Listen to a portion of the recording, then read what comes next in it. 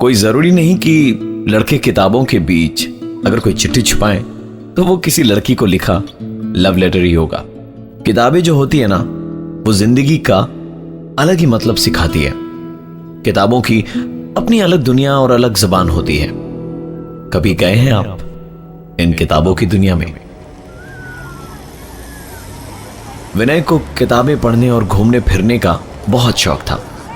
उसने चंडीगढ़ के sector 15 market से एक पुरानी सेकेंड हैंड किताब खरीदी।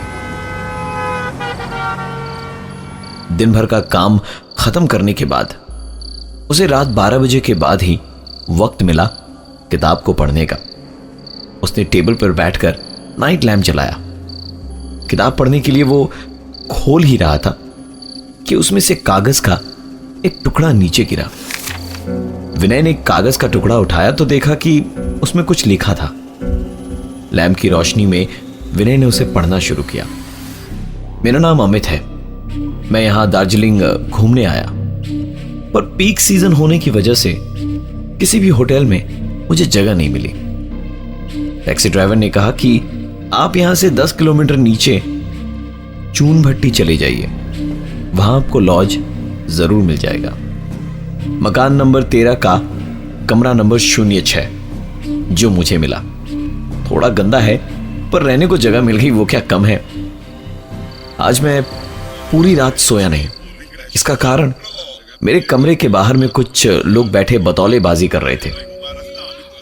आज यहां मेरा चौथा दिन है, पर पिछले 2 दिनों में मेरे साथ जो हुआ उस पर यकीन करने को दिल नहीं कर रहा। उस रात जब मैं सोया तो आधी रात गए एक आवाज सुनी।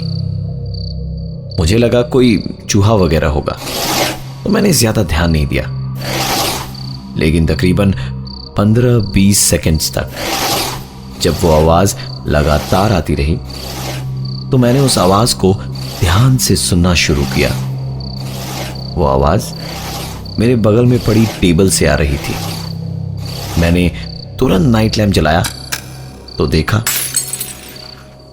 जहां तक मुझे याद है मैंने पानी पीकर ग्लास टेबल के बीचों बीच रखी थी और लाइट जलाते वक्त मेरा हाथ भी ग्लास या टेबल से टकराया नहीं था। आखिरकार ये हुआ तो हुआ कैसे? चुनभट्टी के उस लॉज में अमित के साथ हुए कई सारे हादसे जिनका जिक्र उसने इस चिट्ठी में किया था, पर वो एक आखिरी हादसा जिसके बारे में वो लिख रहा था पर पूरा नहीं लिख पाया उसे। चिट्ठी की आखिरी लाइन थी, कोई मुझे खींच रहा है। शायद ये वही आवाज। अरे यार, एक आखिरी लाइन लिख देता तो। कुछ ऐसा ही महसूस कर रहा था विनय, और चिट्ठी की कहानी को पूरा जानने के लिए वीकेंड पे पहुंचा चून भट्टी। मकान नंबर 13, कमरा नंबर 06। रूम सर्विस वाले के जाते ही विनय ने कमरे का एक एक कोना छान मारा।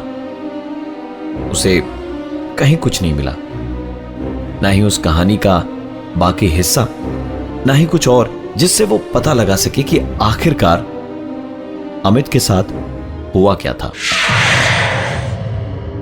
सुबह के 4 बजे तक विनय जाग रहा था कि अब कुछ होगा, अब कुछ होगा, पर सिवाय सवेरा होने के कुछ भी नहीं हुआ। अपनी ही बेवकूफी पर हंसने लगा विनय कि वो कागज के एक टुकड़े को पढ़कर यहां चून भट्टी तक आ गया। सुबह तो हो गई, पर आज की रात बहुत कुछ लाने वाली थी अपने साथ। फिर से जब 3 बजे तक कुछ नहीं हुआ तो विनय गुस्से में सोने चला गया। आंख लगते ही विनय को एक आवाज सुनाई दी। विनय, विनय,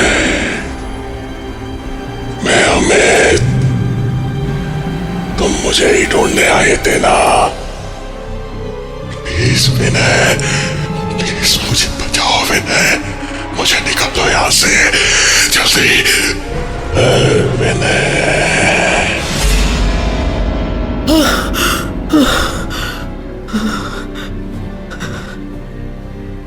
जिस अमित को वो जानता भी नहीं था।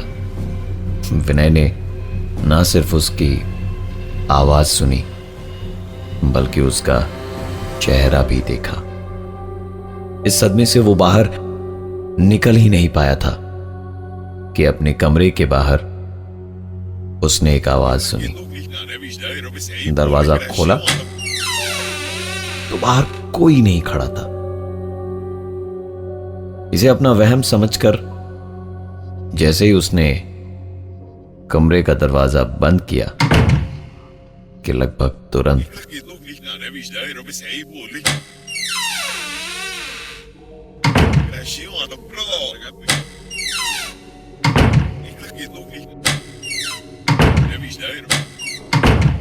अभी एक सपने से उसकी नींद टूटी ही थी कि उसने अपने कमरे के दरवाजे के बाहर कुछ आवाजें सुनी। इन आवाजों से डरकर विनय ने रात को ही अपना कमरा बदलवा लिया। कमरा नंबर 06 से उसे मिला अब कमरा नंबर 05। कमरा नंबर 05 में जाकर विनय ने ओढ़ने के लिए जैसे ही चद्दर तानी कि उस चद्दर के बीच में से कुछ गिरा। विनय ने उठाकर देखा तो वोटर आईडी कार्ड था और उस पर नाम लिखा था अमित सिंह। विनय को यकीन नहीं हो रहा था कि उसने सपने में जिस अमित को देखा वो यही अमित था। कुछ तो गड़बड़ जरूर थी इस लॉज में जिसका विनय को पक्का यकीन हो गया था। उसने सोच लिया कि सुबह होते के साथ ही वो यहां से चेकआउट कर लेगा और नहीं चाहकर भी सोने का प्रयास करने लगा। उसकी आंख लगने ही वाली थी कि उसने अपने सपने में सुनी आवाज को इस बार सपने में नहीं हकीकत में सुनी। मैं अमित, मुझे ही ढूंढने आए थे ना।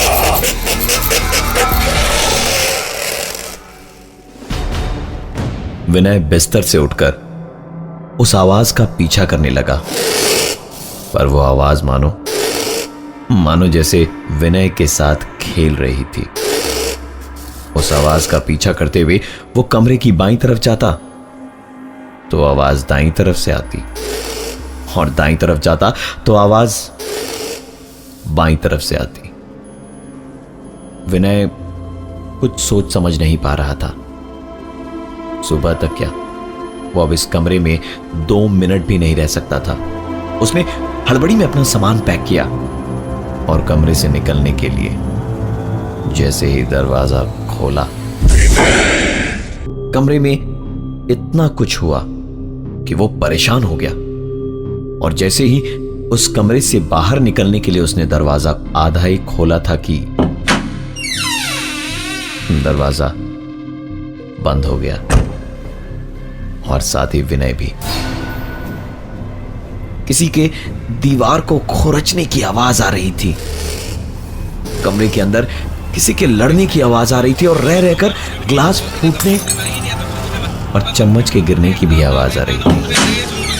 धीरे धीरे ये सारी आवाजें एक साथ मिलकर इतनी तेज हो गई कि विनय को अपने हाथों से कान बंद करने पड़े और वो चीखते हुए कहने लगा, बंद करो, बस करो, बहुत हो गया। करीबन 1 मिनट बाद जब उसने अपने कानों पर से हाथ हटाए और आंखें खोली तो वहां कोई आवाज नहीं थी। बस कमरे के अंदर एक गजब की ठंड थी। टेबल पर रखा कंबल जैसे ही विनय उठाने गया तो उस दीवार के पार से एक आवाज आई। विनय ने दीवार से अपना कान लगाया ताकि वो उस आवाज को साफ साफ सुन सके। दीवार पर कान लगाने से पता चला कि दीवार खुरचने की आवाज दीवार के उस पार से नहीं, बल्कि दीवार के अंदर से ही आ रही थी। बड़े ध्यान से उस आवाज को सुनने की कोशिश करी तो सुनाई दी और एक आवाज, विनय, ये दीवार मेरा घर है और अब तुम्हारा भी। सर आपकी सर सर अमित को गायब हुए 6 महीने और विनय को गायब हुए 3 महीने हुए हैं।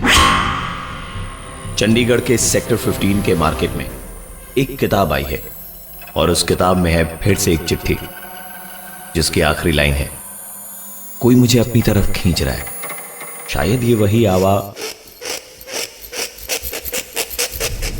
मैं हूं अमित और मैं विनय।